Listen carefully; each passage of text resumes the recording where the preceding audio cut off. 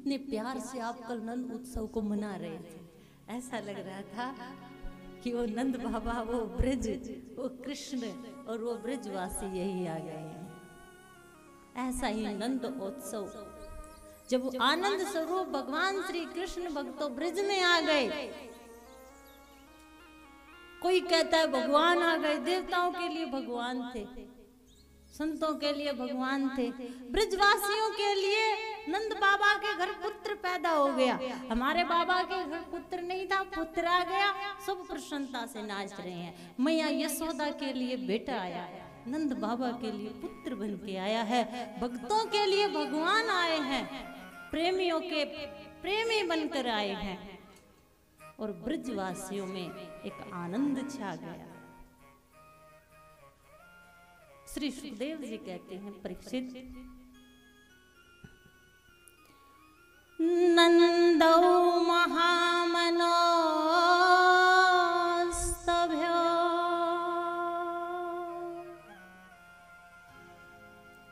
वासो अलंकार गो धनम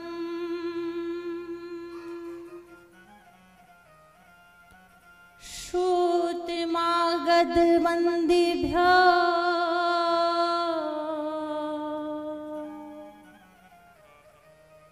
यो अन्यो विद्योपजीविका।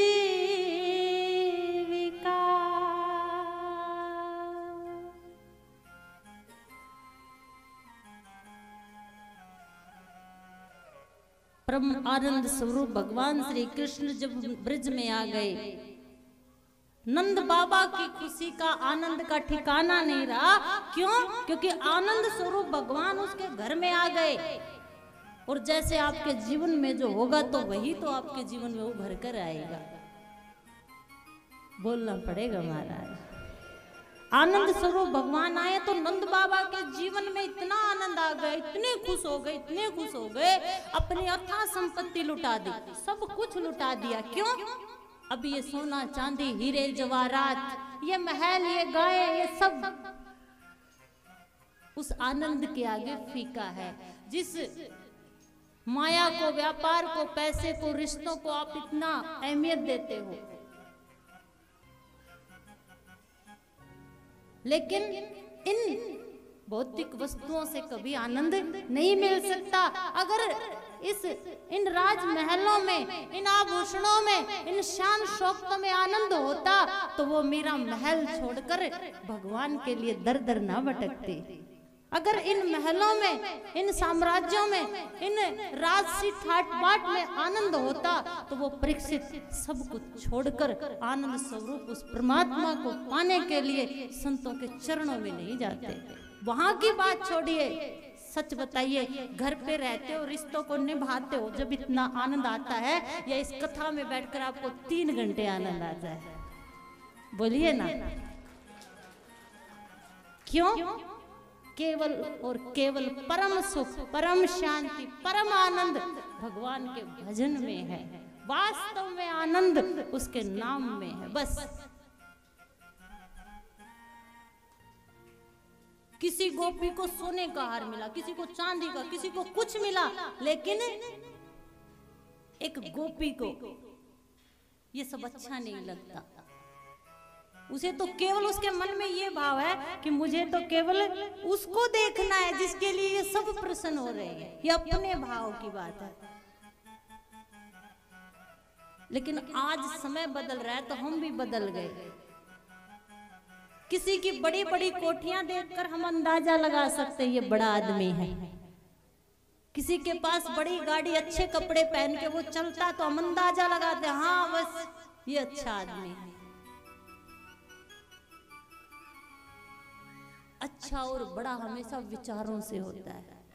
बड़ा बड़ाई ना करे, बड़े ना बोले बोल, और हीरा मुख से ना कहे लाख हमारा मोल। वास्तव में जो बड़ा होगा ना वो दिखावा करता ही नहीं। बड़ा हुआ तो क्या हुआ, जैसे पेड़ खजूर और पंछी को छाया नहीं, फल ला गया ते दूर। ऐसे बड़पन का क्या करना जो किसी के काम ही नहीं आता। बड़ा वो अगर तुम जिंदगी में किसी के काम नहीं आए और जब तुम्हारे जीवन में दुख आते हैं तो फिर तुम रोते हो। क्या बोलना पड़ेगा? इन महलों में, इन मकानों में, इन मूर्तियों को बनाने में, इनको राजी करने में तुम सोचते हो हमने बहुत कुछ कर लिया। आपकी दशा ऐसी है जैसे एक मूर्तिकार एक कहीं घूमते घूमते पहाड़ों में चला गया। बोलना पड़ेगा। जैसे ही वो वहां पहाड़ों में गया, उसे दिखा कि ये पत्थर बड़ा चिकना है, बड़ा सुंदर है, क्यों ना इन पत्थरों से मूर्तियां बनाई जाए।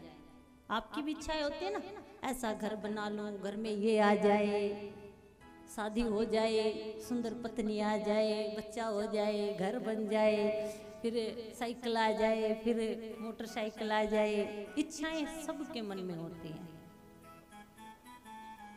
इच्छाएं पूरी होती जाएं तो भगवान अच्छे, और इच्छाएं पूरी ना हो तो भगवान कुछ तो बोल दिया करो। मूर्तिकार ने देखा कि बड़े सुंदर पत्थर हैं यहाँ इस पहाड़ में, क्यों ना मूर्तियां बनाऊं, और उसने अपनी कला से सुंदर सुंदर मूर्तियां बना दी। इतनी सुंदर मूर्तियां बना दी, इतनी सुंदर मूर्तियां बना दी कि दूर दूर तक उसका नाम फैल गया और सब उन मूर्तियों को देखने आने लगे। आपकी भी हालत यही है। कितना सुंदर घर बनाया है मैंने, अरे उसने कितना सुंदर घर बनाया है, लेकिन आज वास्तव में आपको करना क्या है? अगर कल जिस भगवान के लिए आनंद स्वरूप होकर मस्ती में आनंद के साथ नृत्य कर रहे थे, वो छोटे से भगवान वो बाल रूप में जब आए थे तो किस किस को प्यारे लगे थे? हाथ उठाना। किस किस का मन करता है उसको पाने के लिए? तो उसके लिए क्या करना है? इस मूर्तिकार की कहानी को बड़े ध्यान से सुनना। ये आप सबकी कहानी है।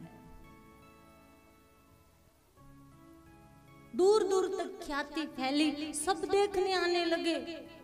अब भक्तों ने क्या किया? कुछ पैसे देने शुरू कर दिए और इन मूर्तियों को यही स्थापित किया जाए तो वहां एक विशाल मंदिर बना दिया गया। बोलना पड़ेगा। इतना सुंदर मंदिर बना, कुछ दर्शन करने आते, कुछ काम करने आते। किसी को वहां रोजगार मिला, किसी को वहां बैठने में शांति मिलती, कोई मूर्तियों को देखने आता।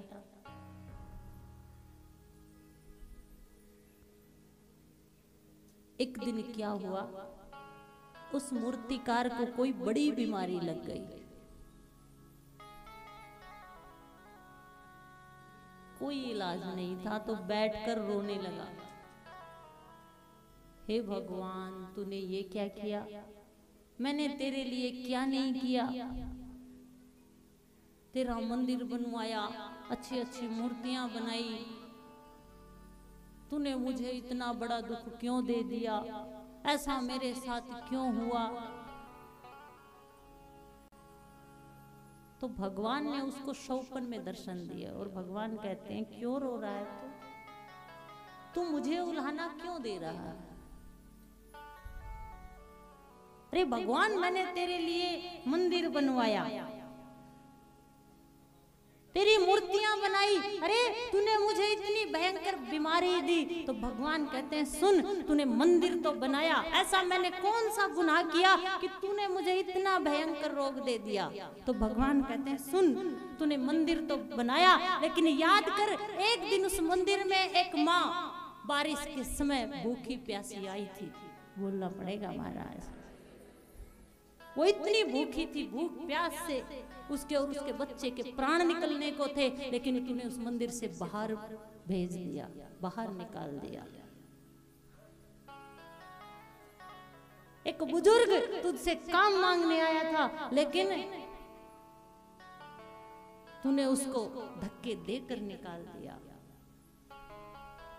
एक दिन एक भिखारी तुझसे कुछ भोजन मांग रहा था, लेकिन तूने उसको ठुकरा दिया। अरे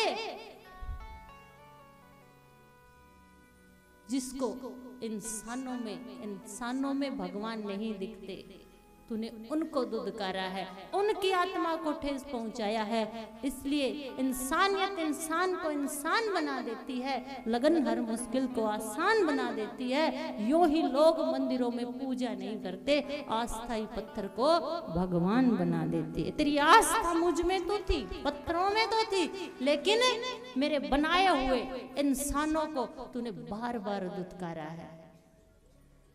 जिस मंदिर को तूने बनाया, जिन मूर्तियों को तूने बनाया, उनसे तो तूने इतना प्रेम किया, और मेरे द्वारा बनाई हुई इन सुंदर सुंदर मूर्तियों को तूने हर बार तिरस्कार किया है।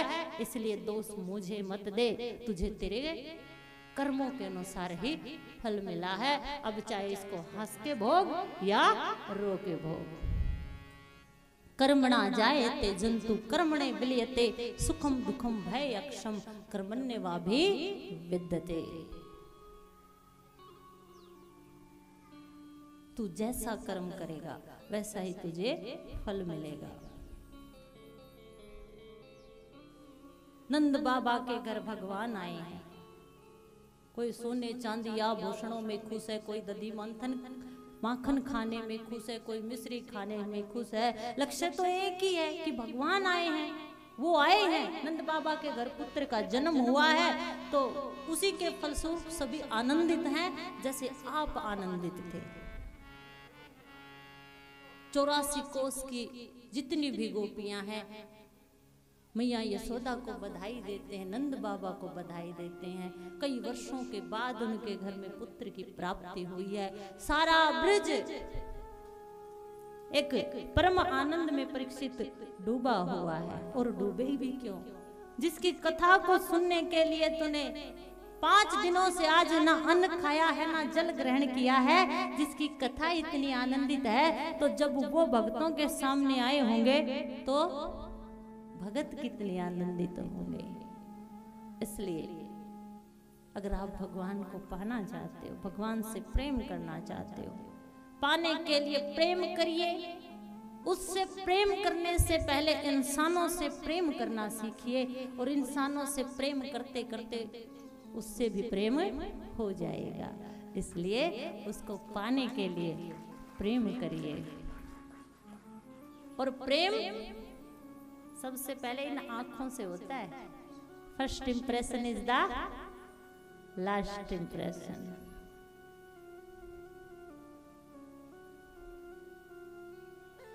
तुम क्या देखते हो? जिस दिन भगवान का प्रेम और भगवान को पाने के लिए प्रेम रूपी चश्मा इन आंखों पर चढ़ेगा, उस दिन केवल हरी ही हरी दिखाई देंगे।